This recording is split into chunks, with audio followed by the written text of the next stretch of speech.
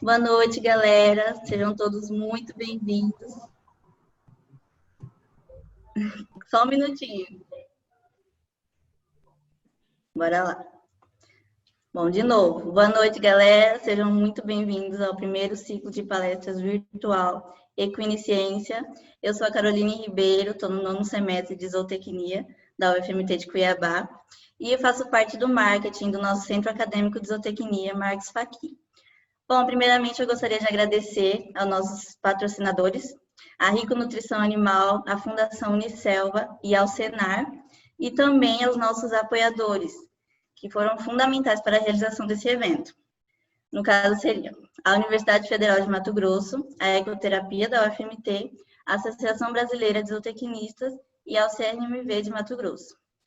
Vou agradecer também ao nosso palestrante de hoje, o Keter, que disponibilizou um pouco do seu tempo, né, para nos passar um pouco de conhecimento, né, que ele tem bastante. E agora eu vou passar a palavra para a professora Celi, e eu espero que vocês curtam e aproveitem bastante a palestra, que eu tenho certeza que vai ser excelente. Professora? Oi, pessoal, boa noite, sejam todos muito bem-vindos. Gostaria inicialmente de agradecer ao Keter por compartilhar um pouco do conhecimento dele aí com a gente. E hoje a gente tem uma visita ilustre da nossa pró-reitora de graduação, a professora Lisiane, e ela vai fazer a apresentação do Keter. Então, sejam todos muito bem-vindos e aproveitem bastante.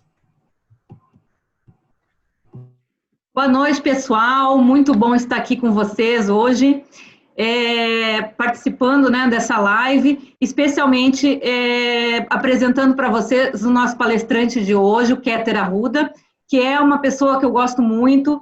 Eu e a professora Celi, nós já participamos de vários cursos na Conexão Equestre, né, que é onde o Keter atua, e participamos de muitos cursos lá, Escola da Leveza, Doma Racional, Horsemanship. Recomendo para vocês que façam uma visita ao Conexão Equestre, porque vale muito a pena. Assim como vai valer muito a pena a nossa palestra de hoje com o Keter, vocês vão ter muito a aprender, né, e só vai estar melhorando esse ciclo de palestras que já se iniciou essa semana.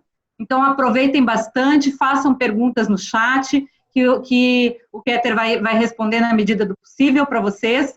E já queria aproveitar também, agradecer ao Centro Acadêmico de Zootecnia, a professora Celi, pela organização de todos esses eventos, porque para nós, enquanto médicos veterinários e zootecnistas, é muito importante a gente valorizar sempre o cavalo, né? A gente trabalha com ecoterapia já há algum tempo, e a nossa função como profissional da área animal é valorizar o cavalo, né, que é utilizado na ecoterapia, e a gente garantir o bem-estar e a qualidade de vida desses animais também. Então, essa palestra de hoje vai evidenciar bem isso, e eu espero que vocês aproveitem muito, tá bom? Obrigada, Keter. Vou apresentar nosso palestrante, então. Vou abrir aqui, que eu salvei, que o currículo do moço é grande, então, peraí.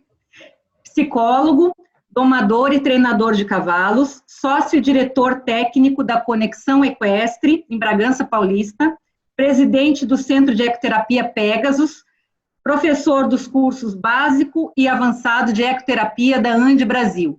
Nós conhecemos o Keter na Ande Brasil durante um desses cursos, e aí, através desse contato, então, a gente começou a frequentar o Conexão Equestre e fazer cursos lá também, que a gente aproveitou muito.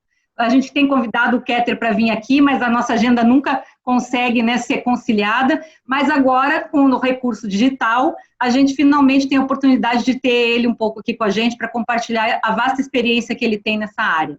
Então, façam tenham um bom curso hoje, uma boa live para todos. Um abraço. Gente, não esqueçam de assinar a lista, tá? No final, a lista de presença, que é fundamental para a emissão do certificado, tá bom? E o pessoal vai disponibilizar para vocês no final da palestra. Vamos Boa fechar noite agora, a né? todos. Opa. Boa noite a todos. Em primeiro lugar, aqui vou nessa sequência que vieram fazer os agradecimentos. Eu vou agradecer a Carol, que eu não conheço pessoalmente, mas estou vendo que trabalhou em prol dessa apresentação. Fico feliz que você está por aí, né? E obrigado. As professoras, né? E a vice-reitora, mas a Celi, que é uma querida também. Muito bom estar vendo você aí de novo, né? Pelo menos aqui online.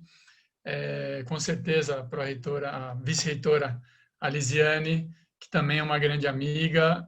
Obrigado pelo convite. Fico muito feliz de ter vocês terem me convidado. Se puder pôr a câmerazinha de vocês, eu até agradeço, porque aí eu não estou vendo ninguém agora, eu fico meio sozinho aqui. Pelo menos alguma. Legal. É engraçado isso, porque é difícil de falar no... Claro, se vocês quiserem dar uma saidinha, pode ir, mas falar... Eu dei uma aula esse ano, dei um curso, uma parte de um curso de horsemanship online, e para mim é muito difícil. Então, se não tiver ninguém me olhando aí assim, eu fico meio perdido aqui falando para o computador.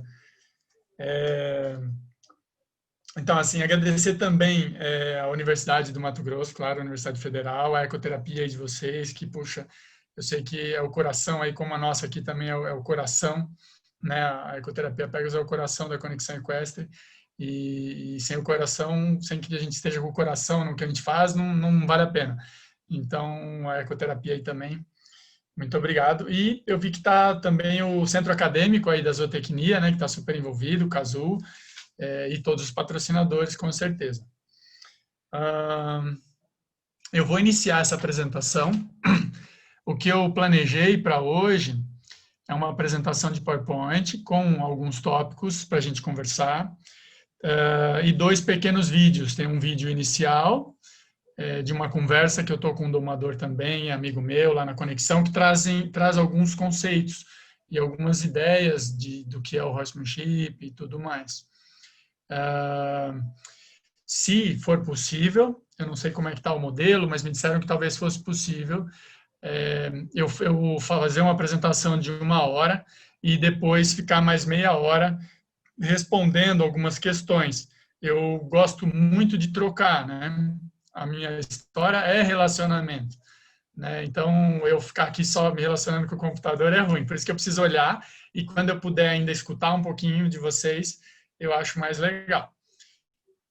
Eu vou, então, compartilhar aqui a minha tela do PowerPoint e iniciar essa conversa.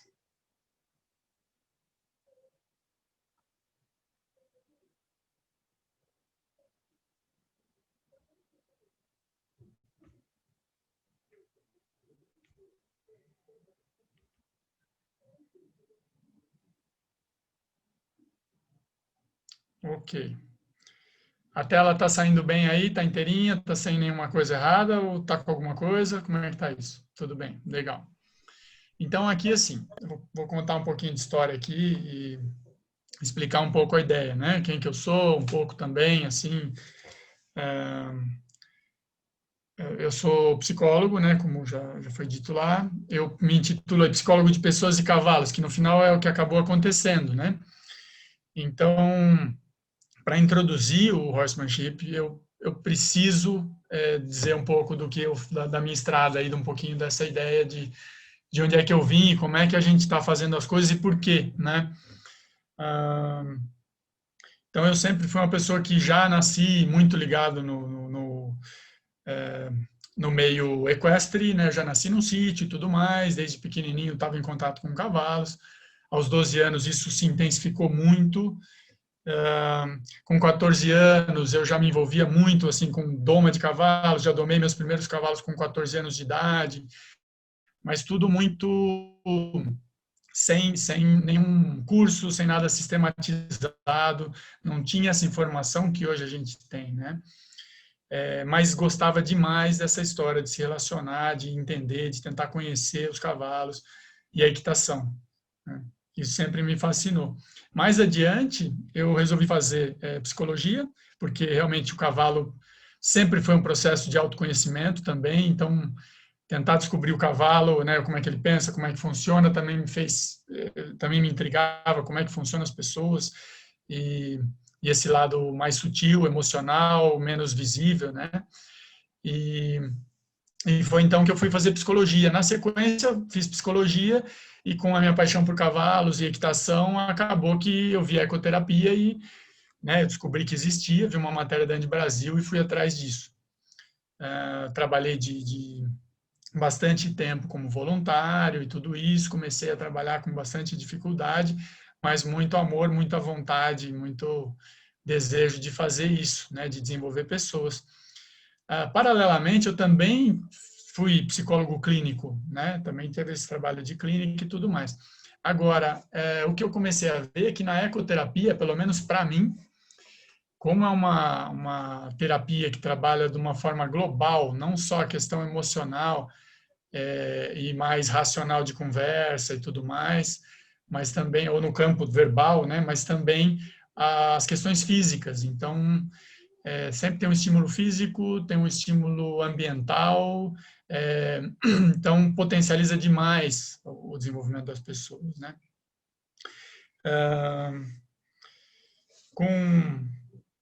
Com essa coisa da ecoterapia, eu também comecei a perceber que quanto mais eu conhecia do cavalo, mais as minhas terapias ficavam potencializadas, porque o ecoterapeuta, no final, é um mediador dessa relação do praticante com o terapeuta, né, do praticante com o cavalo. Então, quanto mais eu conhecia do cavalo, eu mediava de uma forma muito mais sutil, mais presente, percebia o que estava acontecendo e potencializava o desenvolvimento. Foi então que eu comecei a querer me especializar em doma de cavalos, né? E, assim, queria me especializar no desenvolvimento dos cavalos. Então, qual que é a ideia? Vou para a doma, que seria talvez o início, ou o início mais intenso. E aí eu comecei a ir atrás. Nessa ocasião, a Universidade do Cavalo, lá do Aloysio, que é meu amigo hoje também, ele fazia os encontros internacionais de horsemanship, trazia muita gente boa de fora, e eu fui conhecer alguns norte-americanos muito bacanas que vinham dessa escola do horsemanship, que eu vou falar daqui a pouquinho, né, dessa ideia, de onde surgiu isso. E fui, né, também fiz cursos com Oscar Scarpati, da Doma Índia, e tantos outros. E percebia que, legal, agora isso, estou entendendo um pouco, passei a ser convidado para dar cursos, passei a domar muitos cavalos, sempre trabalhando muito. Eu acho que, assim, a gente tem que ter um cuidado, ou uma atenção, para não ficar só na teoria, né? O ser humano tem uma capacidade muito grande de teorizar.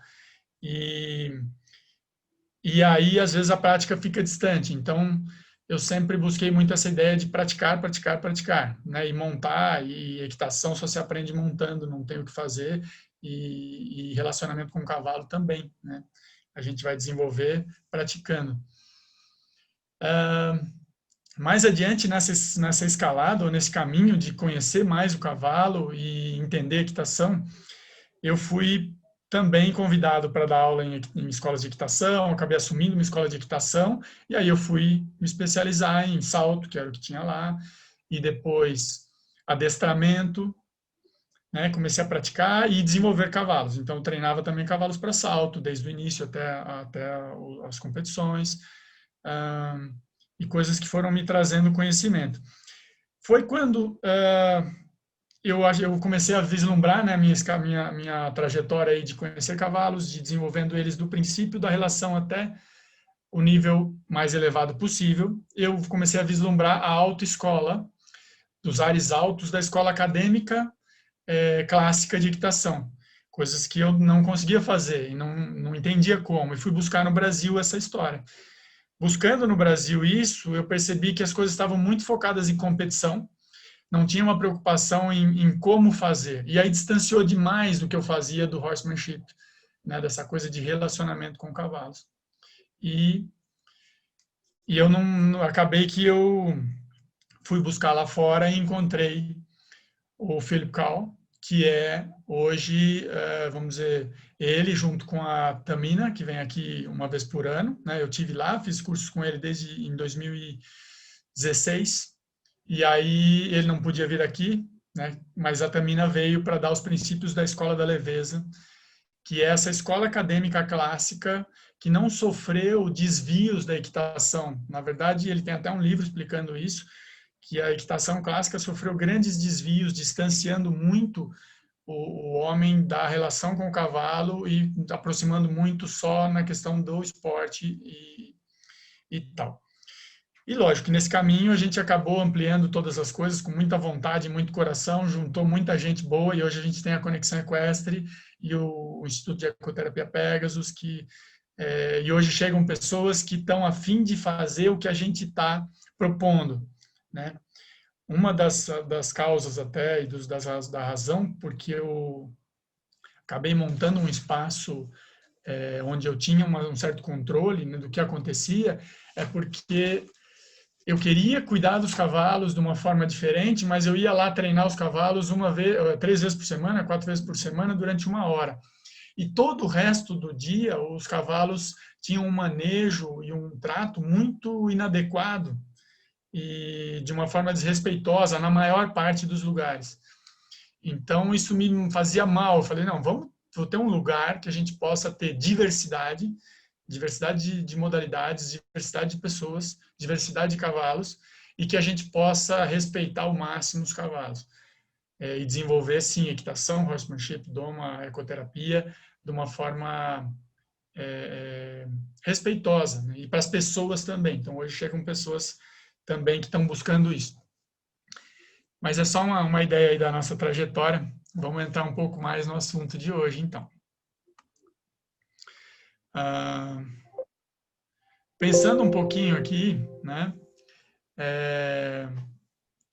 O tema desse curso aqui é ciência, né? E equitação, ou ciência tem a ver com ciência, né? E eu sou uma pessoa que na verdade, não tenho um currículo Lattes, por exemplo, né? Eu sou formado em psicologia. Acredito que eu tenho juntei muitas evidências e tenho muita prática no que eu faço, por isso que fui convidado, né? Mas pensei um pouco a respeito disso, né? E acho que a gente tem que ter claro algumas coisas. Existe essa coisa da hard science, soft science, né? Que é a ciência dura ou ciência suave, que é essa ciência mais cartesiana, e a ciência as humanas e sociais, que tem algumas variáveis mais difíceis, talvez, de mensurar do que as duras, né?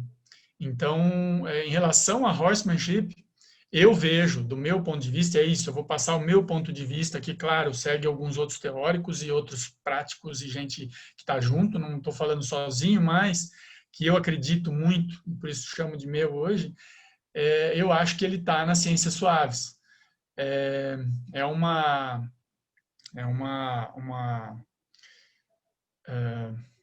Vamos dizer, uma ciência difícil de mensurar e difícil de você enquadrá-la toda, né? Gosto muito de ciência, acho que a prática e as evidências, experimentação, indução, repetição, análise crítica, verificação, teste, tudo isso tem que acontecer. A gente produz conhecimento e vai além, mas tem que ter isso claro, né? Para mim, eu tenho isso. O horsemanship é muito aberto e é uma ciência suave, né? Na forma da gente observar isso.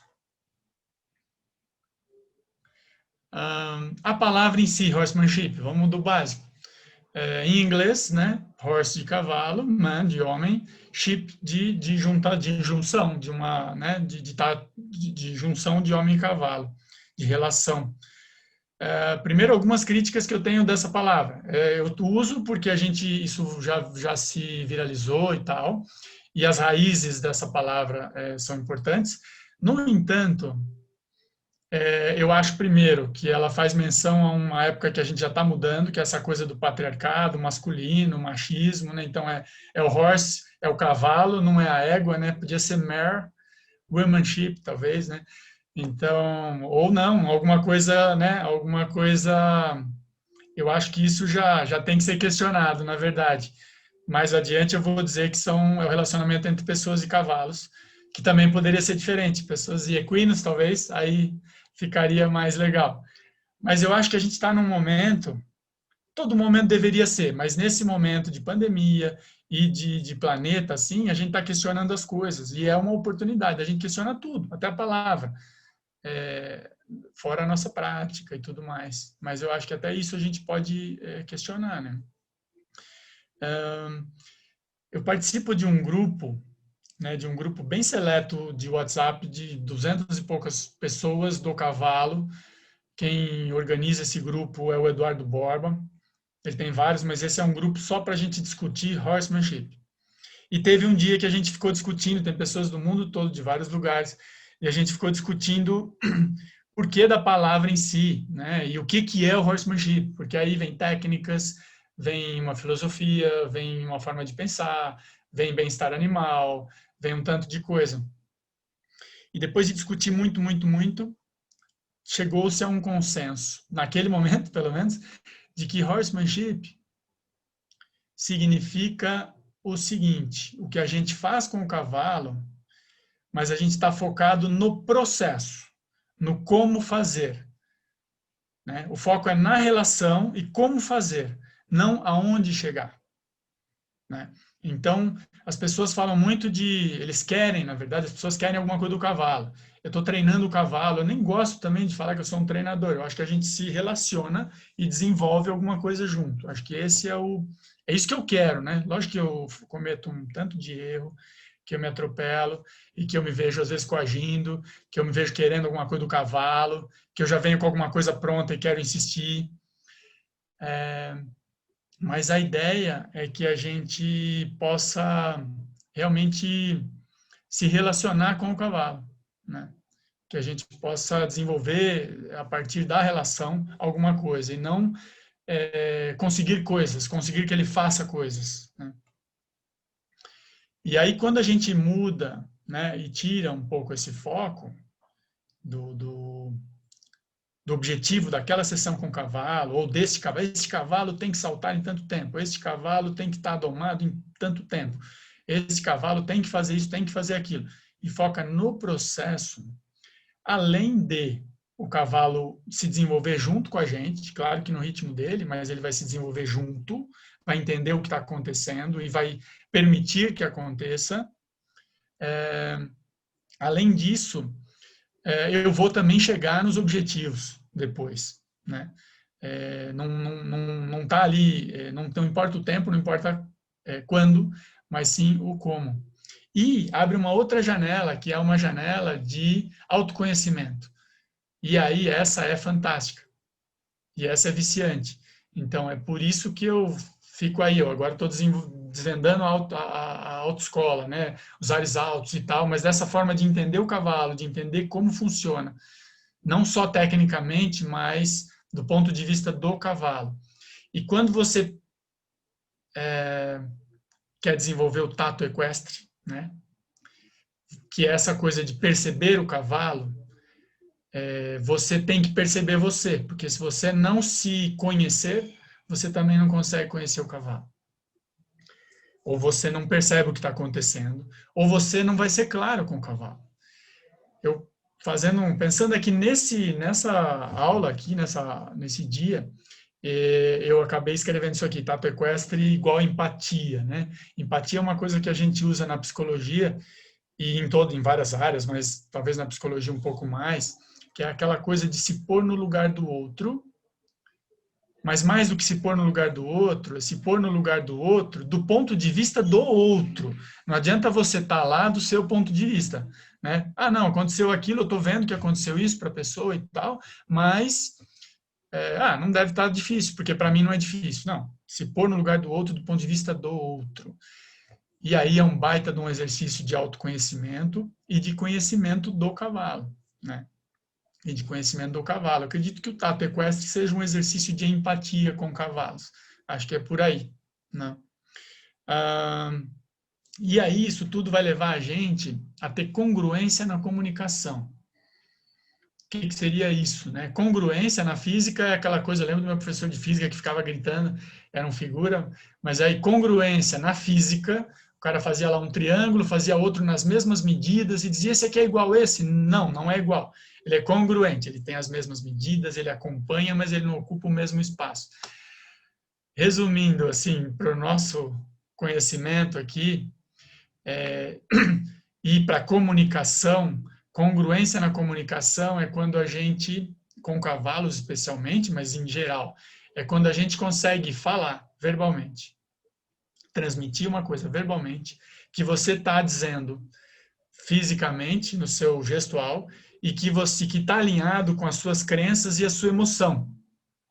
O cavalo, na relação com o cavalo, de relacionamento, de treinamento, de horsemanship, quanto mais congruente você for, mais eficiente você é, mais claro e mais ele te escuta e te responde.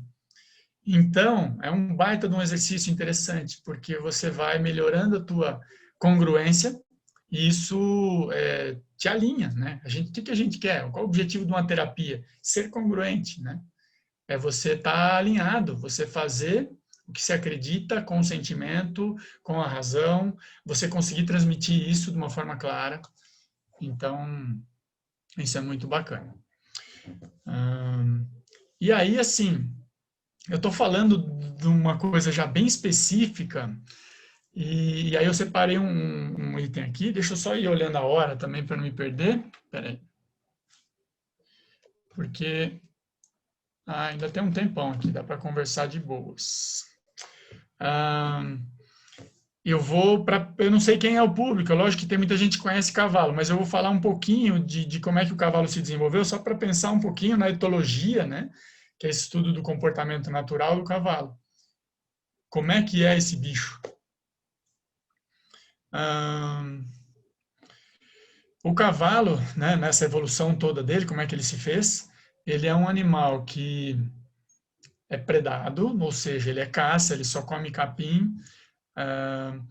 E como é que ele se tornou quem ele é hoje? Né? Lá muito atrás, o primeiro bichinho lá, o Eohippus, que parecia um cavalo, mas não era cavalo ainda, ele era um bicho muito pequenininho, que vivia nos charcos, tinha vários dedos, ele era baixinho, perto do chão, parecia uma cutia, um bicho bem pequenininho, e já vivia em grupo.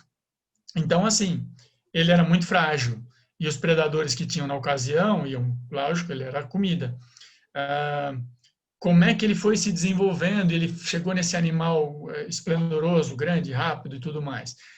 Quando eles eram atacados, os animais desses Eohippus que tinham um instinto de manada, ou seja, queriam ser mais gregários, estar junto com os outros, que tinham esse instinto mais forte, sobreviviam mais do que aqueles que andavam fora e andavam sozinhos, viravam presas fáceis.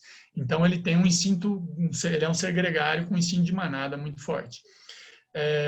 Aquele que escutava melhor o predador vindo, lógico, percebi isso antes, também, ele sobrevivia e conseguia se reproduzir. Então, ele trouxe as características para o nosso cavalo de hoje, né? Claro que eu vou fazer a evolução aí de milhões de anos em alguns segundos aqui, minutos, mas essa é a ideia, né? Então, aqueles que se modificavam geneticamente e nasciam com essas vantagens, né? Mais fora do chão, um pouco mais rápidos, mais altos, também começaram a se reproduzir, mas os menorzinhos iam morrendo, sendo comidos antes de se reproduzir. Então, ele foi crescendo, saindo fora do chão. Para andar e correr mais rápido, fora da lama, ali onde eles moravam, das várzeas e tudo, aqueles que o casco foi se desenvolvendo, um casco só, foi perdendo aquele casco cheio, aquela mão cheia de dedos, né, aquela pata cheia de dedos, também corria melhor. Então, ele conseguia vencer grandes pradarias para poder achar alimento mais longe, e esse foi o cavalo. Aquele que conseguia, tinha uma situação melhor de cardiovascular, cardiorrespiratória, né?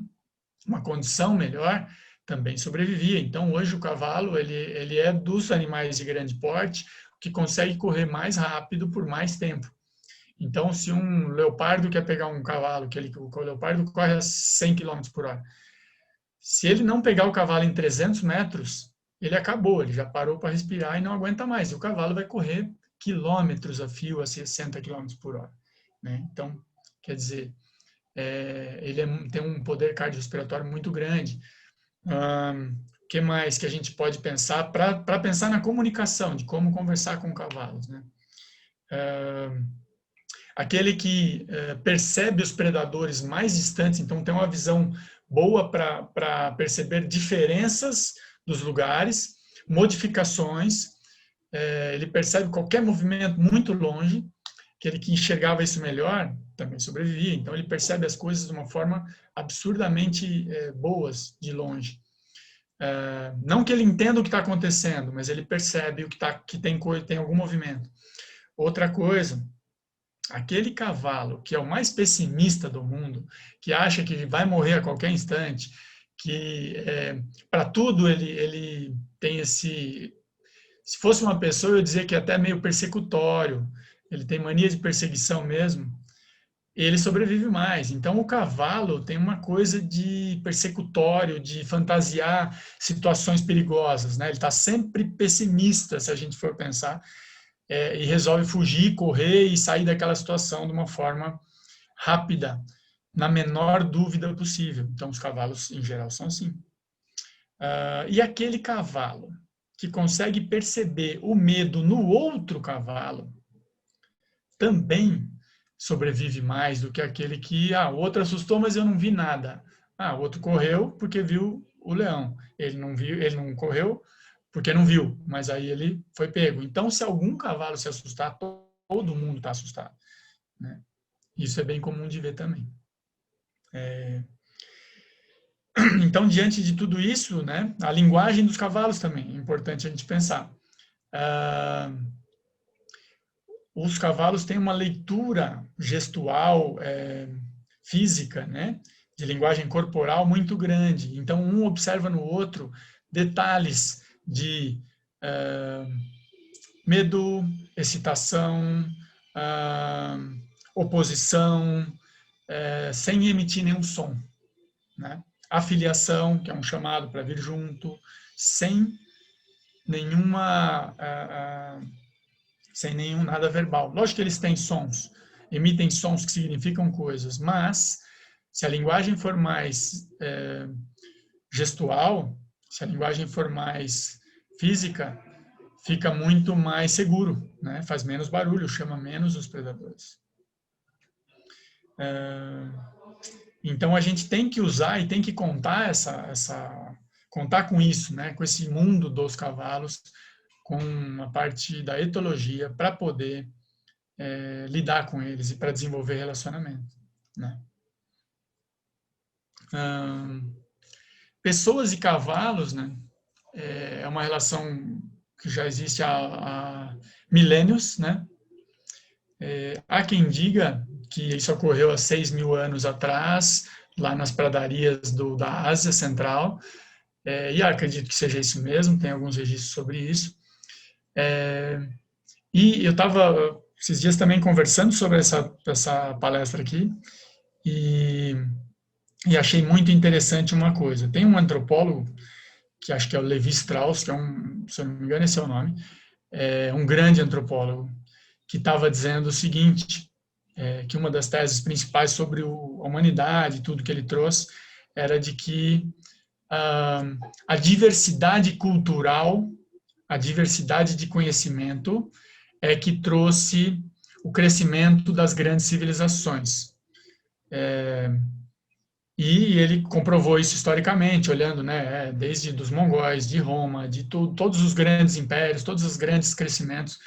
Eles eram formados, eram impérios, eram coisas, mas formados, eram grupos formados por muitos ou muitas etnias, por muitos grupos. E os primeiros as grandes civilizações surgiram realmente nessa ocasião da descoberta da equitação. Então eu fiz esse link e fiquei pensando nessa ideia. Claro que o cavalo, o que o mais importante do cavalo nessa ocasião? Eles começaram a montar a cavalo e as distâncias ficaram pequenas, né?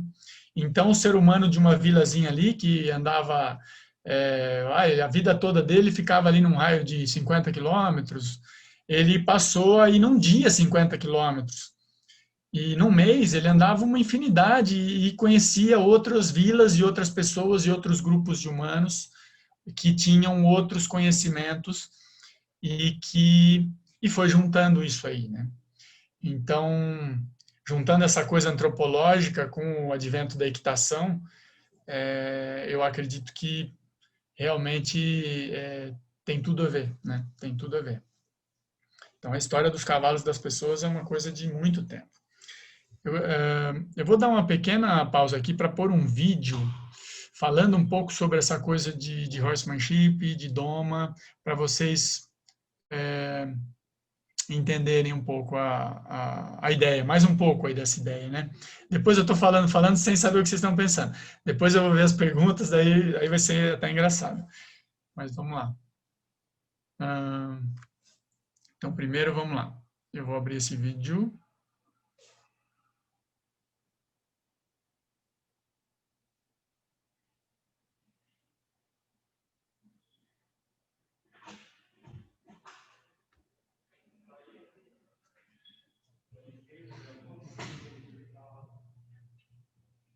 Peraí, tem que pôr o share screen de novo, né? Vamos lá. Share screen de novo e vamos ao vídeo. E aí, more. E share computer sound. E eu tô aqui narrando o que eu tô fazendo, né?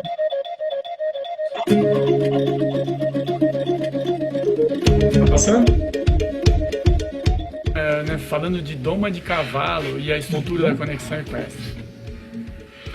A nossa ideia aqui é assim, o cavalo, na verdade, né, tem que eu, o André, a gente somos especialistas em doma e tudo mais, mas a iniciação do cavalo, a escola do cavalo, acho que vai além do tempo que a gente está, nós dois pessoalmente, com os cavalos, trabalhando com cabresto, com o que quer que seja, né, com os métodos, as técnicas e tudo mais, com o nosso tato.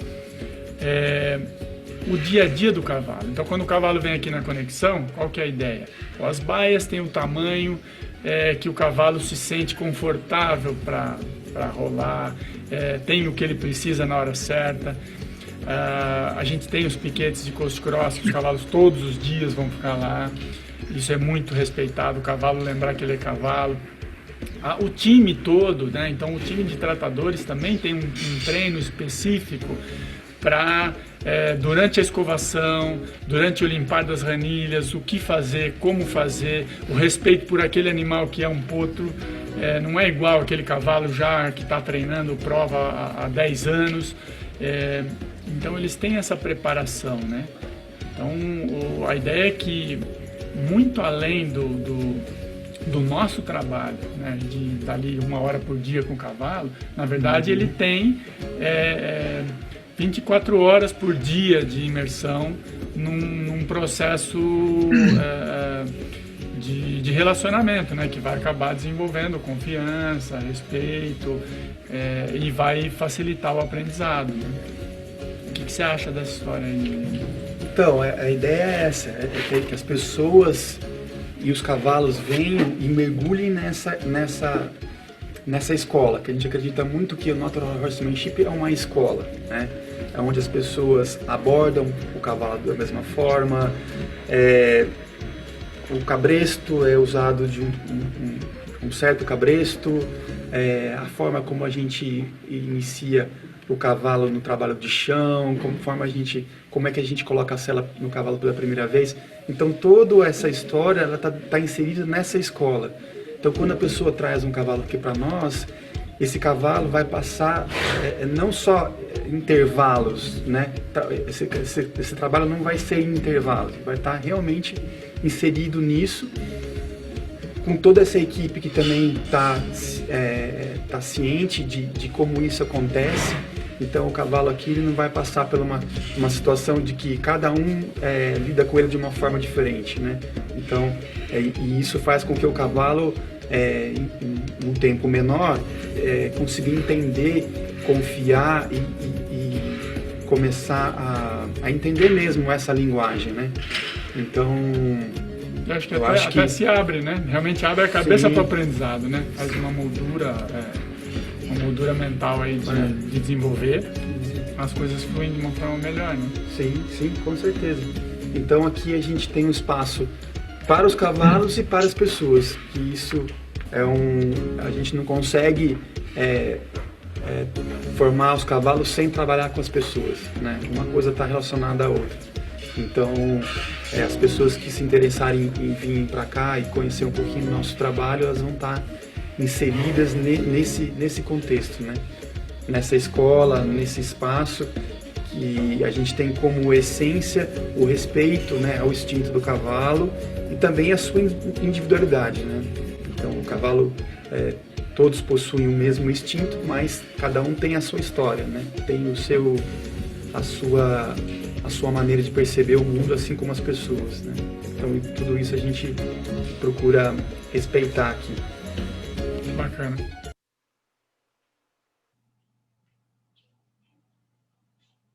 Prometeu vitória ao povo do Rio de Janeiro, queridos irmãos, que Deus abençoe meu Deus. A todos que neste momento já... Opa, peraí, entrou um outro vídeo no meio da história, já estamos chegando lá.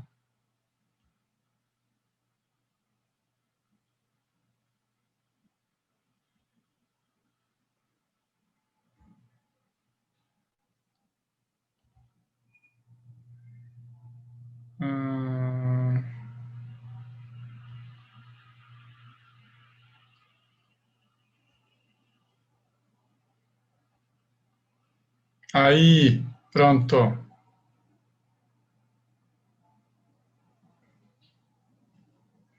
Tá certo?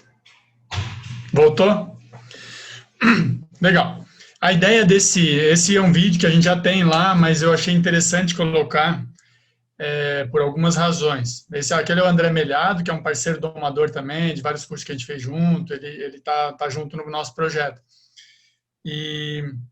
Mas assim, ali ele coloca, eu falo também, a ideia central daquilo é assim, o quanto é importante o cavalo estar inserido numa linha, numa linguagem comum, né? O cavalo hoje, cada um faz uma coisa com ele, né? Então, é criado num aras de um jeito, daí vai treinar num lugar, vai ser domado num lugar de um jeito, aí vai para um outro treinador que está num outro lugar de outro jeito, e aí vai para as provas com um outro treinador, que é outro esquema. Claro que ele pode mudar de lugar, mas, assim, nesse início, para domar, para começar a escolarização, né? Vamos chamar de escolarização, como o Eduardo Borba chama, com tanta propriedade. A escolarização precisa de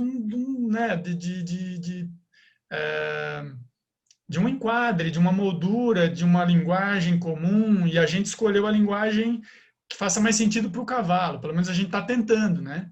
Lógico que daqui a pouco a gente vai falar, puxa, como eu já fiz coisas que hoje eu acho, não era bem legal, agora está melhor, agora está legal. Amanhã eu vou dizer, não, o que eu fazia no tempo da palestra não era legal, agora é que é legal. A gente está desenvolvendo, mas assim, coisa que faça sentido para o cavalo, né? Isso é bem importante. E uma coisa que também o André colocou ali, que é assim, a individualidade de cada cavalo. Quando vocês vão lá, né, como a Lisiane e a Celi foram e tal, a gente tem experiência com alguns cavalos em algumas situações, então aprendi técnicas para lidar e tal, né? E você vê que já de cavalo para cavalo é diferente, né?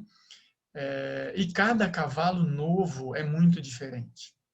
Tem um cara que é o Tom Dorrance, na verdade esse é o Bill, que é o irmão dele, Bill Dorrance, lá da Califórnia, são os caras que mais fizeram uma escola mesmo de horsemanship, que tem um trabalho muito bem estruturado dessa coisa de relacionamento. Talvez sejam os dois que fizeram a coisa mais legal até hoje, são califórnios. E aí o Bill falou um dia assim, né? Alguém estava falando para ele, poxa, você não cobra direito, você não está cobrando pelo que você faz, de acordo, você faz umas coisas incríveis, né? Você não está cobrando pela tua informação, pelo que você está passando, né? E aí ele falou assim, mas como é que eu vou botar preço numa coisa que a cada cavalo novo que chega, eu tenho que desfazer tudo, tenho que jogar tudo fora. Então, eu vou te vender um negócio e aí você vai chegar lá e não vai funcionar. Hoje, eu escutei isso aí, eu fiquei pensando por muito tempo, nossa, mas que coisa, tal. O que eu percebo daí é que, assim, a técnica é só um caminho para você se relacionar e desenvolver tato. Agora, a técnica em si, aplicada da mesma forma, não vai funcionar. Talvez para um ou outro cavalo, para todos, de forma nenhuma. Então, a técnica é o caminho. Quando existir comunicação de verdade, relacionamento de verdade, aí acabou a técnica, você está conversando. Né? Qual que é a ideia? Fazer equitação. Então, vamos conversar sobre isso. E aí se desenrola, porque é perguntas, respostas, né? E vamos, estímulo, resposta, e a gente vai construindo a história. Né? Então, a técnica em si é um caminho também, de novo, né? O que importa é o caminho. Tudo é caminho, a gente não vai chegar em lugar nenhum. Eu vou falar aqui de algumas pessoas do cavalo. Ainda bem que a gente não vai chegar, né? Na verdade, o fim do caminho é quando a gente morrer. Então, antes disso, eu quero ficar só aprendendo e ficar destruindo tudo que eu aprendi e aprender de novo. Essa é a ideia, né? Pessoas do cavalo. Aqui eu não vou dizer que são os horsemen, são pessoas do cavalo. Devia ser ainda, pessoas dos equinos. Vou mudar isso aqui ainda, para não ser masculino também. Alguns pensamentos que são legais. Esse cara aqui, o John Solomon Rary, né? Todo mundo escuta falar do Monty Roberts, que foi o cara que escreveu aquele livro, O Homem que Ouve Cavalos, que é um livro incrível. eu li também, e quando eu li, abriu minha cabeça de um jeito absurdo para a linguagem ecos, né, como é que os cavalos pensam e falam e tal. E ele fazia aquele trabalho do redondel, que hoje todo mundo faz, né, tecnicamente não é uma coisa difícil, mas a ideia é muito bonita. Aí eu fui pesquisando coisas, descobri que tem um tanto de gente antes dele, e até que eu gostei mais, que tinham mais, vamos dizer, tinham mais conteúdo até, né, do que ele. E esse cara aqui foi o mais antigo que eu achei dessa linhagem dos norte-americanos, que é o John Solomon Rarey. O John Solomon Rarey já nasceu em 1827, e ele aos 12 anos já domava cavalo, é um cara que foi o primeiro cara a domar uma zebra, que se tem notícia. Ele teve também pelo mundo inteiro impressionando as pessoas, porque as pessoas queriam, né, conhecer ele e tal. Tinha uma relação muito próxima e muito dinâmica, né? Tinha uma relação de fato com os cavalos, não era um treinador, ele se relacionava. E aí ele tem 3 mandamentos, que aí é uma pérola, né? O que o cara dizia sobre cavalos. O primeiro mandamento que a gente tem que levar em consideração é que o cavalo é tão regido por sua natureza que ele não oferece resistência a nenhuma exigência feita a ele, desde que possa ser completamente compreendida e feita de forma congruente às leis que o regem. Então, assim, o cavalo, ele é um ser, né, dizem isso, eu não sei se é real, mas eu chego a desconfiar que sim, não fiz o teste científico para ver, mas que um cavalo já domesticado, montado e tudo mais, se for solto numa manada de cavalos selvagens, essa mesma geração, não precisa ser os filhos dele, esse mesmo cavalo vai se tornar selvagem. Se for lá depois de alguns anos, ele possivelmente não vai se relacionar com você, vai ficar selvagem. Não sei se esse fato é para todos, mas eu percebo isso. Tem cavalos, né, eu até brinco com os meus tratadores ou com os estagiários, todo mundo que lida lá com os cavalos, a gente escova eles todos os dias. Falo, a gente escova todo dia, não é para o cavalo ficar limpo, é para ele lembrar todo dia que a gente está aqui, que ele é domesticado, que a gente está junto, que a gente quer conversar. Porque se você deixa parado muito tempo, aí vem o instinto de preservação, fuga, né? Aparece tudo isso rapidamente. Segundo mandamento do Solomon Rarey, o cavalo não tem consciência da sua força, além do que aprendeu em suas experiências, e pode ser manejado de acordo com a nossa vontade, sem usarmos a força. Isso é incrível também, né? Porque, assim, ele é um bicho gigante, forte, perto da gente, a gente é muito frágil, ele impressiona todo mundo, né? Impressiona a todo mundo. Mas ele não tem noção que ele é mais forte que uma criança. Ele foge de um pequeno cachorro que late para ele, né? E foge mesmo, achando que vai morrer. E a gente tem que levar isso em consideração, né? De como é que a gente vai lidar. Agora, se fizer um cabo de guerra com ele, você está ensinando. Aí você ensina que ele é muito mais forte que a gente. O terceiro mandamento dele aí é o seguinte: em cumplicidade com as leis de sua natureza, na qual o cavalo examina tudo que é novo, curiosidade. A gente pode levar qualquer objeto em volta, acima ou sobre ele, não importando quão assustador seja esse objeto, contanto que não lhe cause dor, no final não lhe causará medo. Qual que é a ideia? O trauma real do cavalo é quando acontece a dor, quando tem... e aí se estabelece um trauma dos mais difíceis da gente resolver. Então, quando você vai chegar com alguma coisa nova, né, nos cavalos de ecoterapia, que a gente sempre tem muitas situações novas, claro que no início ele tem medo, mas se você se aproximar de uma forma a ir habituando ele com isso, né, sistemática, pausada, ritmada, e ele pode ter medo no início, mas daqui um pouco, se não causar dor, você não vai ter mais medo. Então, são algumas coisas para a gente levar em consideração de uma forma geral do cavalo. Agora, eu pus de um jeito aqui que deixa eu ver se eu consigo mudar as janelinhas de vocês. Consigo, pronto. Estava bem na frente do escrito, agora eu mudei aqui. O John Insang. O John Insang é um califórnio também, dissidente dessa turma aí dos Buckaroo, que a gente chama, que veio do Bill e do Tom Dorrance, que tem essa cultura equestre do horsemanship. Ele vai falar o seguinte: o foco, a paciência, a sutileza, a experiência e a empatia são características necessárias para uma ótima comunicação entre homens e cavalos. Não é nada simples, né? E aí, de vez em quando, você vê esses adesivos assim, né? Aqui o sistema é bruto. Assim, não é para horseman, né? Aqui o sistema não é bruto, aqui o sistema é delicado, sutil. Aqui o sistema é eficiente. Né? Alguém me falou outro dia, que até ser para domar é bruto. Falei, não sou bruto. Não é bruto no sentido de que faz as coisas. Eu acho que eu tenho resultado, mas não é bruto, é sutil. Né? É por aí.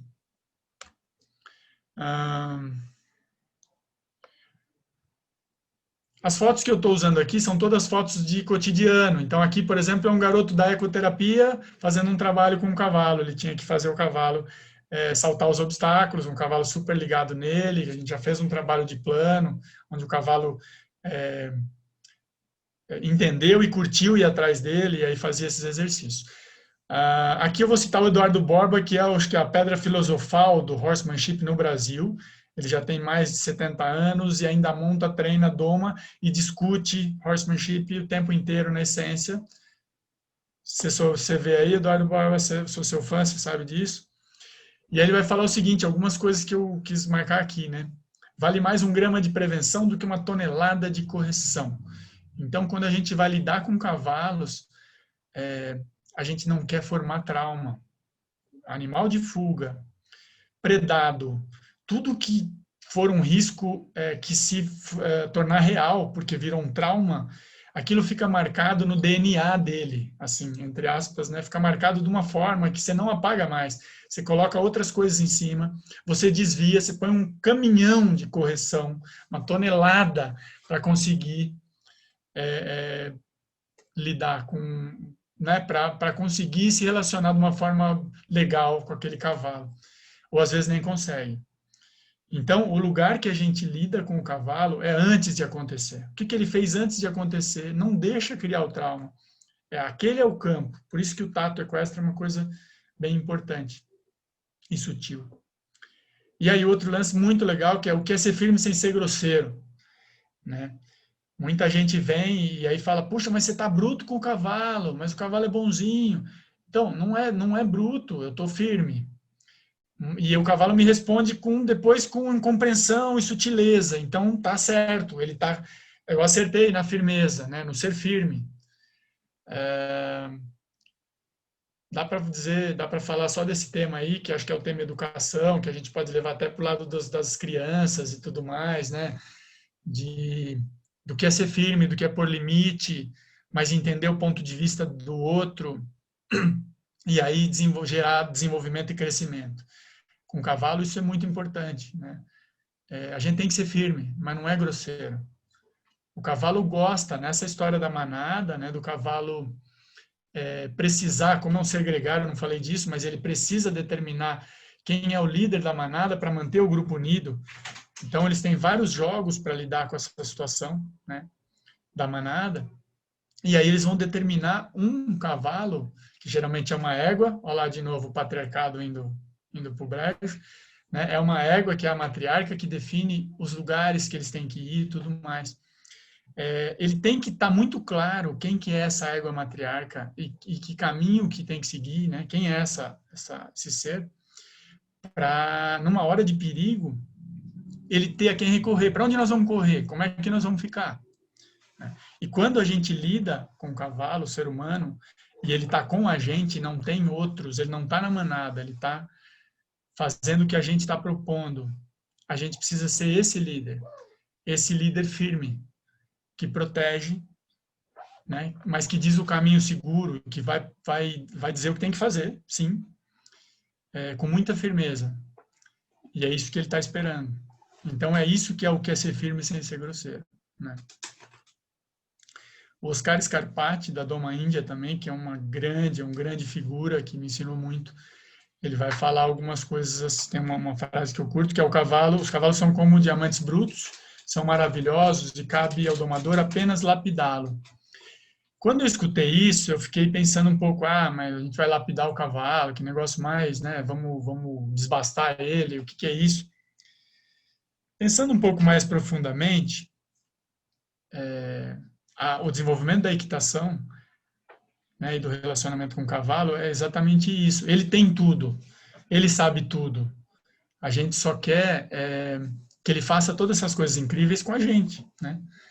Então, é essa que é a história. A gente tem que se comunicar de uma forma eficiente para poder conseguir ter o melhor do cavalo.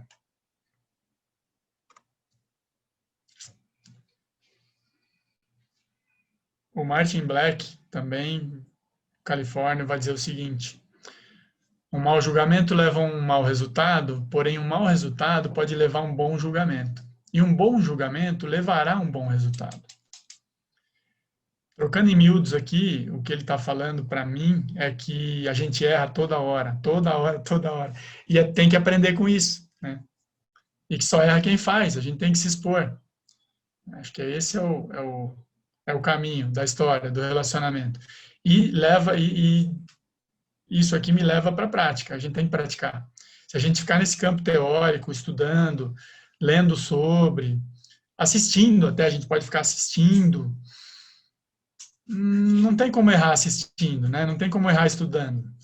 E aí a gente vai se privar desse aprendizado que é tão importante. Aqui a Joyce Lumen, é uma mulher incrível também que eu conheci. Dizem que ela é do tambor, né? Ela faz os 3 tambores, mas dizem que ela é do tambor desde que o tambor era quadrado. E aí ela vai dizer eu vi uma clínica dela, né? E perguntei, me fala uma coisa que você acha mais importante de tudo na relação com os cavalos. Aí ela falou assim, a pior resposta que um cavalo pode te dar é nenhuma resposta. A pior coisa que pode acontecer é você aceitar nenhuma resposta. Hoje, pensando na coisa do horsemanship, do relacionamento, é isso. Nenhuma resposta, você está falando com a parede, né? Você não está se relacionando. A gente começa a se relacionar a partir do... Você pede ou diz ou expressa alguma coisa e você tem alguma resposta. Não importa qual é a resposta, ela disse. Não precisa ser a que eu estou esperando. Tem que ser alguma. A partir disso, a gente constrói relacionamento. E, por fim, esse senhor aqui, que é a pessoa que tem me encantado absurdamente, que é o Sr. Philippe Call, francês, que escreveu essa teoria, né, que é da Escola da Leveza, baseada nos grandes mestres da equitação do passado e na experiência gigantesca como o Cavaleiro do Somir por mais de 12 anos, Cavaleiro do Salto e tudo mais.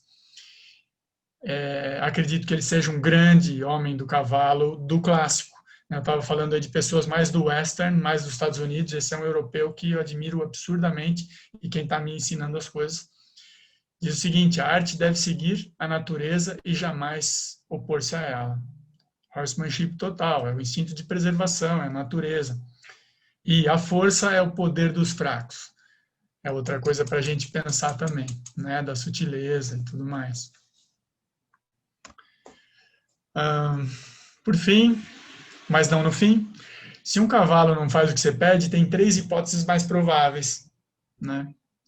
Gosto de pensar assim.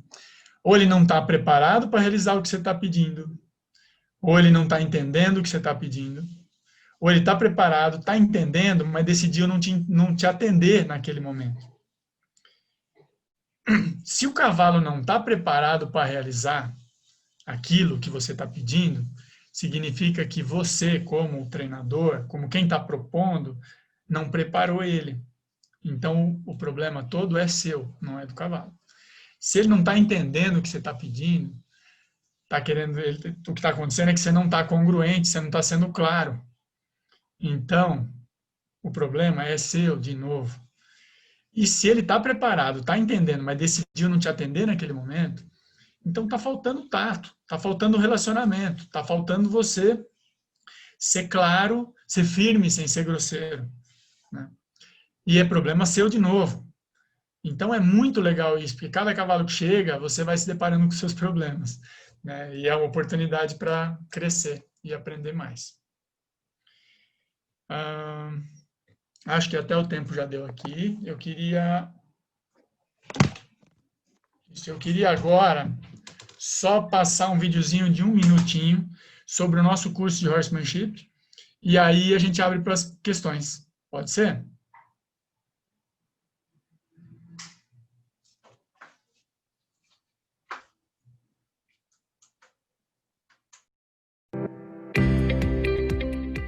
O curso de horsemanship eu acho que é muito importante porque a relação que você tem com o cavalo é muito diferente montada do cavalo, né? Os manejos do cabresto, de como ele recuar, de como ele andar na guia, mudou para mim o conceito que eu tinha, né, nessa relação de homem e cavalo. Incrível, valeu muito a pena. Ela chegou aqui com bastante problema na condução, em puxar ela no cabresto, então era 450 quilos me levando pra frente e eu tinha que dar conta. Agora a gente chegou aqui hoje, foi muito nítida a melhora dela. Agora ela não me puxa mais, foi incrível, uma coisa de 2 dias trabalhando e no segundo dia ela já tava ali, super, eu respeitando o espaço dela e ela aprendendo a respeitar o meu espaço. A gente fez bastante exercício de manejo, foi super legal. A gente limpou o casco, as ranilhas, a gente escovou, a gente também fez bastante exercício no redondel. Foi sensacional, não tenho como descrever o quão gostoso foi e o quanto que valeu a pena. Foi muito bom. A sensação é que assim, eu conheci um outro animal e parece que eu conheci aquele animal da natureza que a gente só vê nos filmes, né? Eu adorei o curso, amei, amei, amei. Eu acho que vai ser legal para começar a colocar em prática, principalmente essa questão da liderança, da minha energia em relação ao posicionamento e como isso faz parte da minha linguagem não verbal.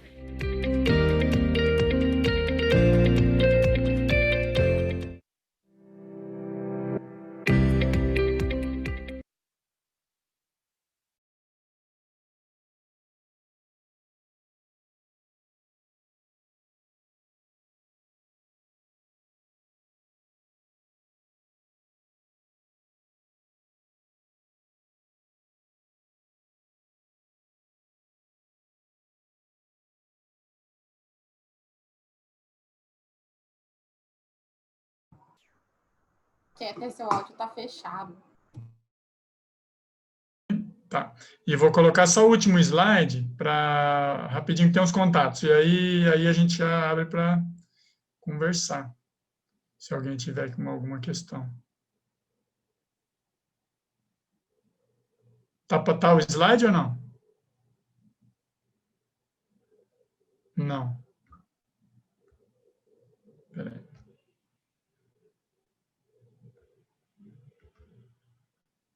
Oh, caramba. Vamos lá.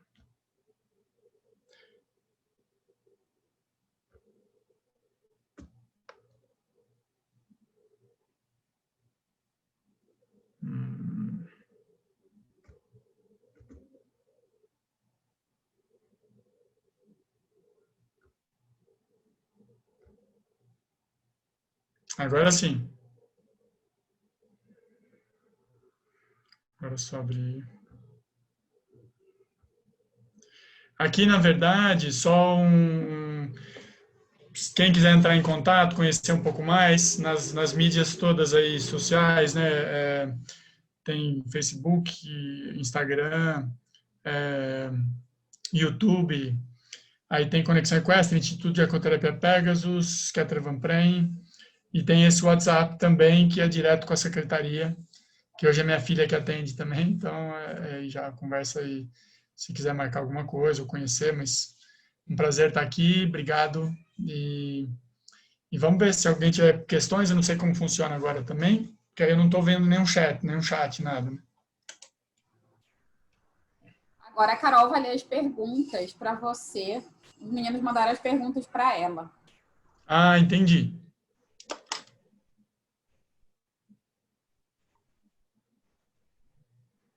Então, seleciona o que você achar legal aí, Carol, assim que você achar que...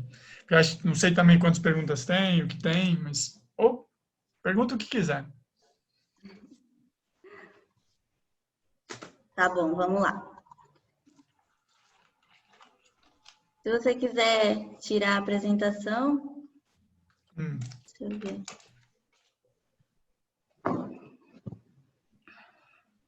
Aí eu tô grande aqui agora. Beleza. Isso. Bom, muito obrigada pela palestra incrível. Tenho certeza que todo mundo gostou. Vou começar com a primeira pergunta da Viviane Correia. Ela perguntou: já passou pela situação do animal com problemas comportamentais, que muitas vezes são, na verdade, problemas de comunicação entre as duas espécies, e assim teve que tratar o humano ao invés do cavalo? Legal. Boa pergunta. Como ela chama mesmo? Viviane. Viviane, obrigado pela pergunta. Excelente. Então, na realidade, é o que o André até falou lá um pouco naquele primeiro vídeo. Tem coisas que não tem jeito. A pessoa, meu cavalo tem problema disso, vou mandar para você. Aí você vai lá e conversa um pouco com o cavalo e some isso daí. Aí depois ele volta lá para o lugar e aí ele tem os mesmos estímulos e volta a ter o mesmo problema. Então, isso é muito comum mesmo. Aí o que eu faço? Por exemplo, teve um caso de um cavalo de enduro, super cavalo, que 3 domadores tentaram domar, um cavalo muito caro, tal, e machucou as pessoas, tudo veio para mim. Aí eu fiz um trabalho de 6 meses, domei, pus numa competição. Aí o que eu fiz? No último mês, eu trouxe o cara que é o treinador dele lá, e ele ficou treinando comigo durante um mês. Fora isso, eu fiz um vídeo de 45 minutos, explicando, assim, mostrando as coisas, como que tinha que lidar com esse cavalo. Os processos, né, o que ele gostava, o que não gostava, o que fazer se aparecesse aquilo ou aquilo outro, como resolver. E hoje, nesse caso, esse foi o caso que eu fiz uma coisa dessa devolutiva gigante, assim. Funcionou, mas ele continua, está fazendo provas, mas precisou de tudo isso, de fato. Bom, a próxima pergunta é do Renato. Levando em consideração a doma racional, o equino que é treinado a partir desse princípio tem sua vida aumentada em relação ao equino que foi domado na doma tradicional? Renato, seguinte, primeiro assim, né, a gente falou de doma racional e tal, hoje tem essa coisa das nomenclaturas que significam coisas. A doma racional, ela faz menção a uma doma do passado, que ela era muito dessensibilização do animal, excessiva, assim, né? Muito plástico, muita coisa, tinha um processo muito certinho, meio igual para todo cavalo. Tinha algum resultado, mas também faltava relacionamento. Hoje a ideia é a doma natural, que a gente, o que eu faço, que eu acredito, é a doma natural, onde a gente, do ponto de vista do cavalo, preserva sim algum instinto de preservação. Você não pode ter um cavalo também que você encosta a perna, ele não se mexe, ele tem que ter um pouco do instinto dele aceso, né, sempre, para você ter aquele cavalo vivo, participando, mas vivo, né? Voltando na questão da longevidade, não sei dizer, né? O que eu percebo, assim, cavalos montados antes da hora, você vai ter problema de coluna, então, do ponto de vista físico, antigamente não respeitavam nem essa coisa do tempo, né? Se ele vai durar mais ou não, não sei. Eu tenho certeza que ele vai ser muito mais seguro, muito mais tranquilo. E, do ponto de vista etológico, é o que o cavalo mais busca, segurança e tranquilidade, né? Ser compreendido e estar seguro. Então, posso até dizer que ele vai ser mais feliz. Acredito que ele vai ser mais feliz também. Então, se ele vai durar mais, não sei, mas acho que a vida vai valer mais a pena. João Otávio perguntou: nos métodos de doma, você já trabalhou com os métodos de Tom e Bill Dohanse e também de Buck Brannaman? Legal. O Tom e o Bill Dohanse foi o que eu estava citando, que são os caras que realmente, dessa escola que eu sigo, são os caras que são os fundadores, vamos dizer assim. Não tive com eles, né? Eles já faleceram agora, não tanto tempo, mas faleceram. Aí tem acho que falou do Buck Brannaman, né? O Buck Brannaman, não estive com ele também, mas o John Insang, que eu fiz cursos aqui, teve com ele. Aprendeu com o Buck Brannaman. E é assim a escola, do início da doma que eu faço, eu uso muitas coisas que eu aprendi com essa linha de trabalho, que é a linha de trabalho dos Bacaru, que são os califórnios do norte da Califórnia. Admiro demais. No Brasil, quem trabalha bem raiz mesmo com tudo isso e extremamente ligado aos bacaru é o Eduardo Borba, né? Que também tive com ele, aprendi muitas coisas com ele nessa linha. Eu aprendi muitas coisas, uso, mas eu não sou, vamos dizer, fixado nisso. Uso também essas técnicas para desenvolver relacionamento. Mas hoje eu acabo trabalhando um pouco mais com cavalos do clássico, e aí a gente utiliza outras técnicas também. Cristiane perguntou: princípios de adestramentos e condicionamentos que são aplicados aos outros animais podem ser aplicados aos cavalos? Vamos lá. E alguns sim. Outros não funcionam tanto. Não sou um especialista também. O que eu posso dizer, eu acho que eu tenho que falar de mim aqui, não adianta eu falar da experiência dos outros. Então, eu não sou especialista no treinamento de outros animais, né? Mas dos cavalos. Mas os princípios de relacionamento que eu utilizo com cavalos, eu utilizei já várias vezes com cachorros.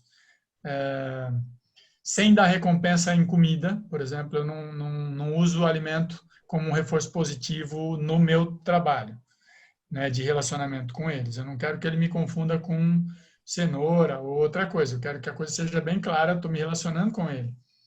E não quero que ele faça só por alimentação, né, no reforço positivo. E com cachorros eu também já lidei assim.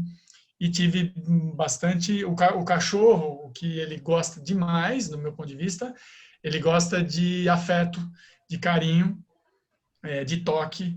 E nessa linha de toque, como um reforço positivo, a gente consegue ganhar muita coisa. Mas é isso. Não sei dizer responder essa pergunta se funcionaria de outros animais para o cavalo. A Júlia e Vitória: quais são as diferenças dessa interação de cavalos machos, castrados ou não, e éguas, e as pessoas? Tá. Acho que vale a pena a gente falar, aproveitando essa pergunta da Júlia, para dizer o seguinte: hoje também, além de soltar os cavalos, a gente está soltando os cavalos em pequenos grupos, para realmente valorizar a manada, para dar o mais natural possível para eles conseguirem se relacionar. Mas sim, a gente tem que ter um cuidado. Agora, em relação ao relacionamento dos cavalos com a gente, cavalos castrados são os que têm menos hormônios, né? E algumas vontades do cavalo em relação à procriação, em relação à liderança, acaba diminuindo com a diminuição da libido. Então, os cavalos castrados são os cavalos, em geral, mais constantes, menos, que o humor muda menos. Já os cavalos inteiros, que não são os castrados, e as éguas, eles têm uma variação hormonal maior. Então, mas não sei o que, não é pior, é só diferente, né? É só você lidar com isso, é mais oportunidade para você entender, além do animal que de quem ele é na sua particularidade, e como ele está naquele dia, hormonalmente e tal. Então, aí você tem que contar com isso. Bom, o pessoal do CRC gostaria de saber sobre o cavalo que nunca usou cabresto. Quais são os métodos para adaptação do uso? Legal. Cabresteamento. Eu já até trabalhei com isso, de cabrestear desde potros recém-nascidos. Recém-nascidos não, mas um pouco já ao pé da mãe, e depois um pouco maiores, 6 meses ou mais velhos até para cabrestear. Mas muitas vezes acontece isso, vão cabrestear o potro com 6 meses. Num aras que eu dei assistência, há muito tempo atrás, foi até o Aras Flores, aras de BH, o que acontece? Eles já começam a casquear os potrinhos a partir dos 2 meses de idade. Então, eles têm um cuidado com os aprumos e tal, e aí precisa ter o contato. Então, o início com esses pequenininhos, a gente nem põe nada na cabeça. A gente usa uma corda que vai na garupa e no peito, como se fosse um peitoral, e aí a gente vai, através de estímulos, de um pouco de pressão, e a hora que ele cede o alívio, eles vão entendendo aquela ideia, sempre junto com a mãe. É muito importante, né, como com a gente também. Você vai falar com uma criança, é legal que tenha o pai ou a mãe junto, e aí já passa aquela segurança que tem a mãe, né? Então, primeiro você tem que conquistar a égua para depois ir no potro. e aí rapidamente isso daí se estabelece. Mais adiante, você pode cabrestear mesmo, com um cabresto na face, né, no focinho, na nuca. E aí a gente tem muitas técnicas para isso, né? E no nosso curso de Horsemanship, por exemplo, isso é passado, né? De como é que se trabalha em liberdade. E aí, depois disso, de fazer, a gente estabelece uma relação com o cavalo solto, aí depois passa para o cabresto. Seria o segundo passo da relação. Não dá aqui para eu falar da técnica em si, assim, porque aí não tem muito como falar. Thiago Graça, qual a presença no campo de visão de outros cavalos? Qual a presença do campo de visão de outros cavalos altera a conexão entre o domador e o cavalo que será domado? Não entendi. Qual que é a interferir? Fala de novo, né? Qual a presença no campo de visão de outros cavalos altera a conexão entre o domador e o cavalo que será domado? Entendeu? Não. Eu vou explicar. Keter, ele quer saber o seguinte, se você está treinando um cavalo, né, para estabelecer a conexão, se tiver outros cavalos próximos e esse cavalo tiver o campo de visão dos outros, se vai te atrapalhar no trabalho. Tá, legal. É claro, vai desconcentrar. Agora, daí é um outro trabalho. Por exemplo, nesse mesmo Ar das Flores, uma época que eu fui lá, tinham potros de 1 ano e meio que precisavam ser cabresteados. Eles estavam meio que iniciando o cabresteamento, precisava de ajuda. Aí, eles estavam em 15 cavalos, num pasto muito grande. E eu precisava fazer um trabalho para pegar eles e começar o trabalho. Eles não tinham redondel na ocasião. Hoje tem uma super estrutura, isso faz muitos anos. E aí, qual que é? Quando tem mais cavalos, como é que você faz? Você bota todos para se movimentar e você vai fazer a conexão com o líder deles já. Então eu tocava para um lado, eu ia atrás, eles corriam. Daí eu comecei a só fazer correr. Eles correram para um lado, correram para o outro, correram para um lado, correram para o outro, até que como eu entendi o líder e comecei a fazer o trabalho com ele. E ele corria, todo mundo corria, até que ele parou, todo mundo parou. E aí eu fui até ele permitiu que eu pegasse ele e todo mundo foi atrás. Então, aí não adianta você ficar indo atrás do cavalo que não é o líder, porque ele vai ficar atrás dos outros. Depois que você estabelece com ele, você consegue, com o líder, talvez você consiga lidar com os outros. Acho que ficou mais ou menos respondido, mas é mais difícil, com certeza. Tem mais cavalos, tem mais influência. A Kemi Yoshi perguntou: quando um cavalo refuga em um salto, você acha que a causa desse refúgio pode ser por uma comunicação deficiente entre o cavalo e o cavaleiro? Olha só, normalmente, vou dar algumas situações, podem ser muitos motivos para refugar. O cavaleiro pode estar incongruente. O que seria isso? Ele está ali na prova, então, a princípio, ele quer fazer a prova. Só que quando ele chega para saltar o obstáculo, ele está com medo de saltar. Então, intimamente, ele não está afim de saltar. Embora ele tenha colocado o cavalo na frente do salto, as suas pernas, a sua postura, não está dizendo para o cavalo, vamos para o salto. Está passando desconfiança. Então, pode ser isso. Pode ser também uma questão do cavalo. Então, tem cavalo que corre para o obstáculo e as pessoas falam, ele adora saltar. Adora saltar. Só que se ele só corre para o obstáculo, sempre, não significa que ele adora saltar. Normalmente significa que ele está com muito medo e quer passar por aquilo. Então, muitas vezes, aquele cavalo que mais corre também é o que vai refugar, né?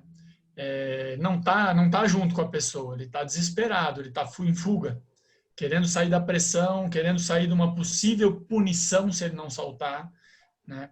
Então, aquela coisa do cavalo não saltar e a pessoa dar chicotada na frente do obstáculo, não é um princípio que educa, é um princípio que faz ele ter medo do chicote e talvez saltar da próxima vez. Então, tem vários motivos aí, né, possíveis. A Denise Sena perguntou: qual idade podemos fazer a comunicação com os equinos sem modificar sua natureza? Então, Denise, não sou especialista, mas eu vou dizer o seguinte.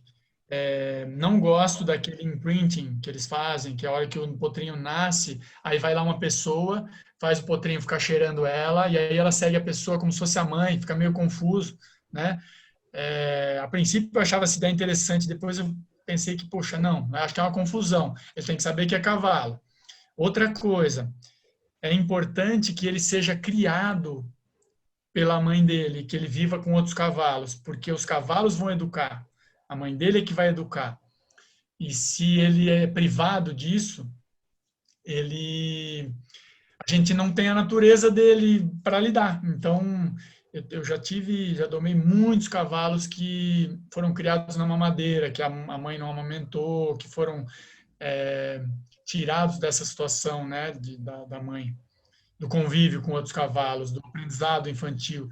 E são cavalos bem complicados. São cavalos difíceis de lidar. Não sei se foi essa a pergunta, mas eu gosto, vamos pensar assim, que eu gosto de estar um pouco mais firme, já dar uma primeira boa cabresteada com 6 meses de idade, mas ainda assim deixa ele sempre com outros cavalos. Outra pergunta da Kemi, ela quer saber qual a idade ideal para se domar um potro. Você já falou. Kemi, seguinte, depende um pouco da raça. A princípio, 3 anos vale para quase todas elas. Eu estou domando, por exemplo, uma égua Friesian, que é aquele cavalo preto que tem bem grandão, assim, forte, holandês, que depois eu fui ver que é um cavalo um pouco tardio. Então, comecei com 3 anos, mas eu acho que talvez essa raça poderia ser um pouco depois. Mas aí a gente vai muito tranquilo também, não dá uma sobrecarga física. Mentalmente, tá tudo ok, mas fisicamente, a gente tem que ver se os ossos já estão bem consolidados, as juntas não tem espaços, né? Tem uma parte biológica aí para a gente observar. Mas as pessoas olham, o cavalo é grande, então já vou domar. Não, é grande, mas talvez não esteja, os ossos todos não estão consolidados. O crescimento não parou. Então, 3 anos já está bem grande. Normalmente, todas as raças podem ser domadas aos 3. Beatriz Sendim, ela quer saber se você pode dizer alguns livros para se aprender um pouco mais sobre a teoria ou algo que ajude a entender mais. Legal. Eu gosto muito, então, é aquela coisa do livro, né? Eu gosto muito de entender o cavalo a partir do livro O Enigma do Centauro, Desvendando o Enigma do Centauro, do Bjarke Ingels. Esse livro é fantástico, tem uma trajetória assim, histórica do cavalo, mas falando até da parte neurofisiológica da equitação, do homem-cavalo. Acho que ele é rico demais. O que mais? Puxa vida, tá difícil. Um livro excepcional é o Escola de Légèreté, da Escola da Leveza, mas você vai achar como Desvios do Dressage Moderno, do Philip Call. Esse livro a gente quer fazer no Brasil, estamos conversando para tentar conseguir no Brasil. Ele tem em espanhol, inglês, alemão, mas não tem em português. Mas dá para, né, um inglês ou um espanhol, alemão para quem pode. Francês também, claro, porque ele é francês. Esse livro é excepcional, são coisas de equitação, um livro muito com ilustrações, explicando passo a passo e justificando cientificamente e historicamente por que fazer aquelas coisas. Acho que esses dois são 2 boas dicas aí. Maíra Fernanda, como posso criar uma relação com potros que ainda não apresentam muita resistência sem criar algum trauma? Maria Fernanda, também tem, acho que é Science Horse, se eu não me engano, tem um livro desse também. Não, Science Equitation, acho que esse é o livro. Também tem um livro que fala um tanto dessas coisas e todas as coisas com evidências científicas. Evidências científicas, às vezes, não conseguem ver tudo que está acontecendo, porque está tudo muito comprovado, então é difícil comprovar tudo, não vai ter tudo, mas tem o que está lá é real. E aí tem uma parte que vai falar sobre a dessensibilização, que não é esse o termo, mas é de você ir acostumando o cavalo com o que você quer. Então, até que ponto o cavalo permite? E aí você vai um pouco além disso e vai sistematicamente apresentando o que você está querendo, se é um objeto, se é um cabresto, se é um pedido, se ele está com medo. Não, nessa situação, ele não pode sentir dor, então certifique-se de que ele não vai se machucar, de que não tem nada que vá machucar de fato. Se ele só sentir medo e você expor ele gradativamente, sistematicamente, ele vai se acostumar. Essa é a teoria. Na prática, a teoria é outra, mas aí é de cada cavalo, né? Mas é por aí. Bom, a Giovana Cristiane está perguntando se o senhor aceita estagiária, porque essa palestra é muito curta para tanto conhecimento. Com certeza a gente aceita. Aliás, isso é uma coisa legal. A gente tem lá já uns 4, 5 estagiários. Mas a gente quer ter pelo menos 2 estagiários por período, todos os dias. Então, tem muita vaga. E aí ajuda no processo todo. Ajuda no manejo e assiste tudo né, participa dos cursos. Acho que é uma troca bacana. Eu gostaria de fazer estágio lá, se eu fosse estudante. Legal. A última pergunta agora, do Geusedac Costa. Vocês disponibilizam cavalo para quem não tem? E quem tem pode levar o próprio cavalo, se possível? Sim, todos os cursos, a gente tem um tanto de cavalos, mas são limitados.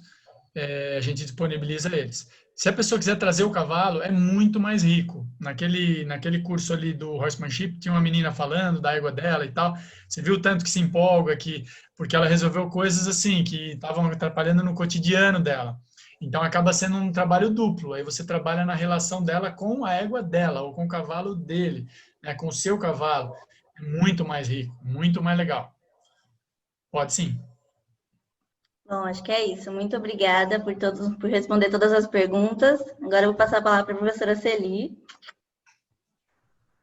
Celi, Oi. Antes de você encerrar, posso dar uma palavrinha? Não, pode. Bom, o Keter mostrou aquelas imagens ali do Conexão Equestre, eu já fiquei doida para voltar lá em Celi, para a gente fazer o Horsemanship Parte 2 avançado, porque quem tiver oportunidade, como eu falei, vale a pena, porque o lugar é um espetáculo e o aprendizado é muito grande. Então, vale a pena mesmo, muito bacana. Só complementando aquela resposta do Keter ali, que a Cristiane perguntou, se as técnicas que são utilizadas para as outras espécies se servem para o cavalo, né? Eu sou graduada em medicina veterinária e durante o tempo que eu fiquei na faculdade, eu trabalhava com criação de cães de raça, né? Da raça husky siberiano, trabalhei muito tempo com cães, participava de apresentações, de eventos, essas feiras, né? Para cães, para fazer apresentação, então eu tenho um contato bastante grande com isso. O que acontece? O cão, ele foi domesticado há 15 mil anos atrás, né? O cavalo, o Keter falou, 6 mil anos atrás. Então, a relação que o cão estabeleceu com o homem é bem mais antiga. E o cão, ele é descendente de lobos, então o lobo é um predador. Então, a relação que o cão estabelece com o humano, ela é bem mais facilitada, porque ele não tem todos aqueles aspectos que quando a gente vai domar um cavalo, ou vai treinar um cavalo, ou dessensibilizar, ele vai apresentar de reflexo de fuga, de medo, que nem o Keter falou hoje na palestra dele, que os cavalos sempre estão esperando, são pessimistas, né? Sempre achando que alguma coisa ruim vai acontecer. Então, todos esses aspectos é uma particularidade do cavalo. O cavalo é uma espécie ímpar, que tem muitas particularidades, e só quem lida há muitos anos com o cavalo começa a conhecer um pouco desse animal que guarda tantos mistérios da gente. E ainda posso garantir para vocês que o Keter, todos esses anos trabalhando, ele ainda descobre a cada dia uma coisa nova que ele não conhecia lá atrás. Né? Está sempre aprendendo, a gente está sempre aprendendo. Então, ele é uma espécie ímpar. O que você vai desenvolver de técnicas de adestramento, você vai desenvolver para o cavalo. E dificilmente você vai conseguir transpor de uma outra espécie para o cavalo por causa de todas essas particularidades que ele apresenta, né? Como o comportamento da manada, do aspecto de fuga, do reflexo de fuga, do hábito gregário, né? E até do próprio íntimo do cavalo, né? Da sensibilidade que ele tem de perceber ações e reações humanas. Então, é diferente. A gente trabalhando com os dois, assim, que você percebe o quanto diferente que é. Todo pelo histórico dele, da evolução do cavalo, até chegar ao ser que ele é hoje. Então, esses aspectos vão fazer bastante a diferença, tá?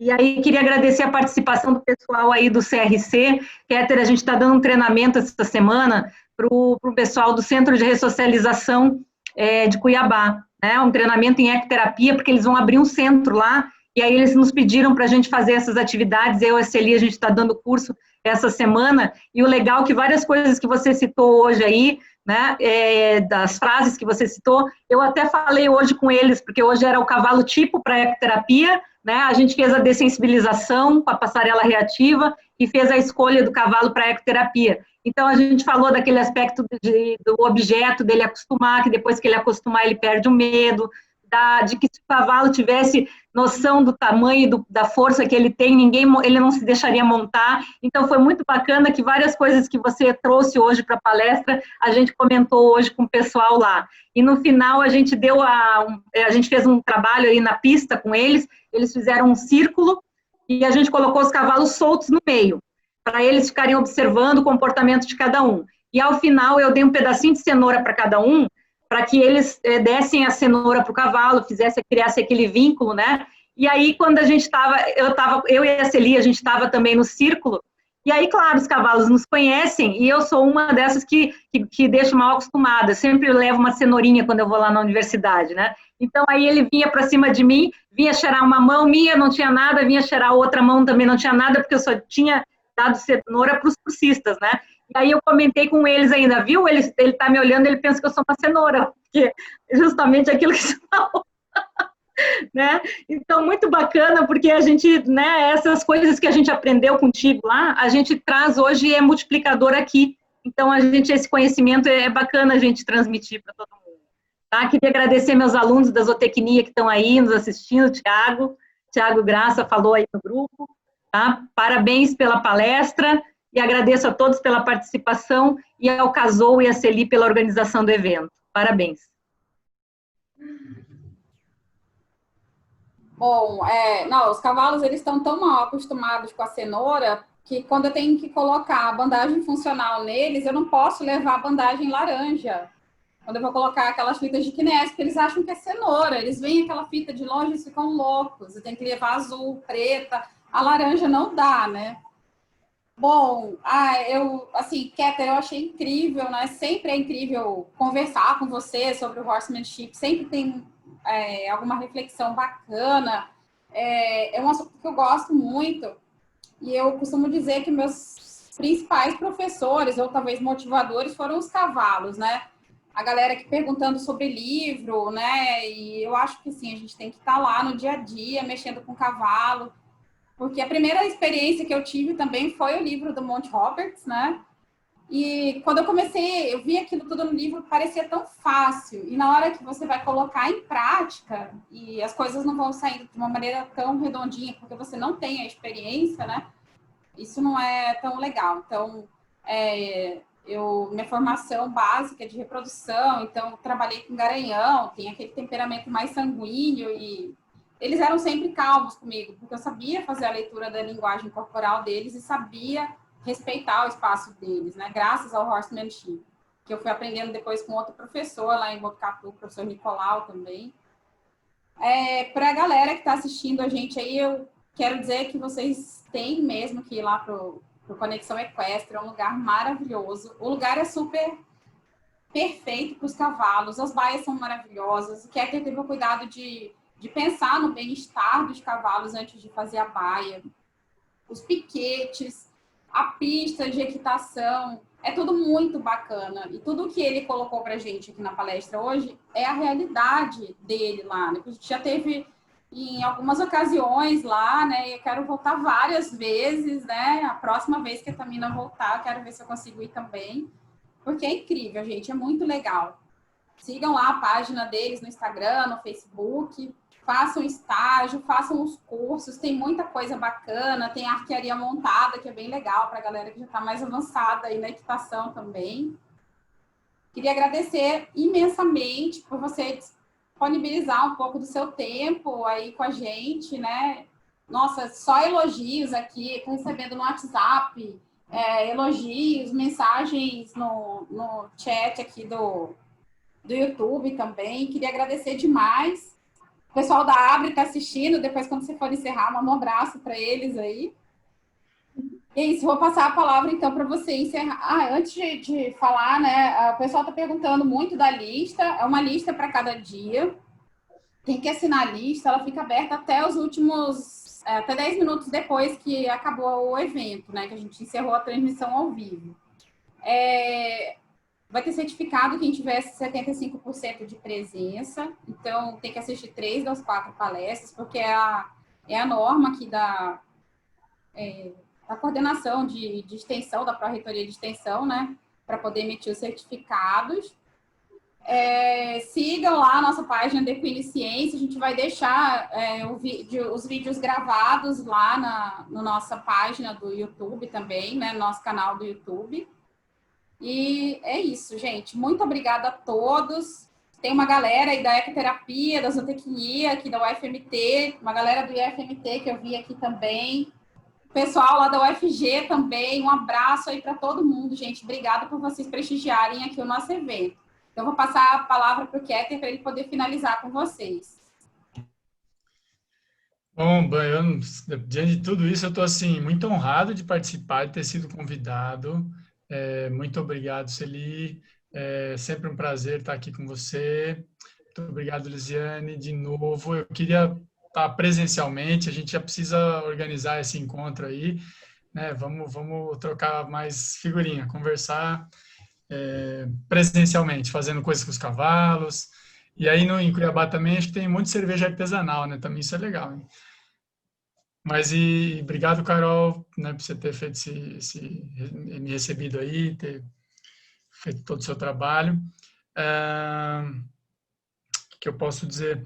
O pessoal da Abre, super parceiros, né? Todos, Chateau, Júlia, Silas. O Silas é um cara que, super por evidência, eu acompanho você aí, Silas. Pessoal, dá um alô lá na Abre, que acompanha o Insta deles. Tem outras coisas também, mas eu acompanho o Insta. E estão sempre buscando aí ciência, evidência, é muito bacana. Queria também me pôr à disposição aí para vocês, Lisiane e Celi, para a gente fazer algum trabalho específico de horsemanship, mas um trabalho científico. Então, assim, vamos pensar numa hipótese.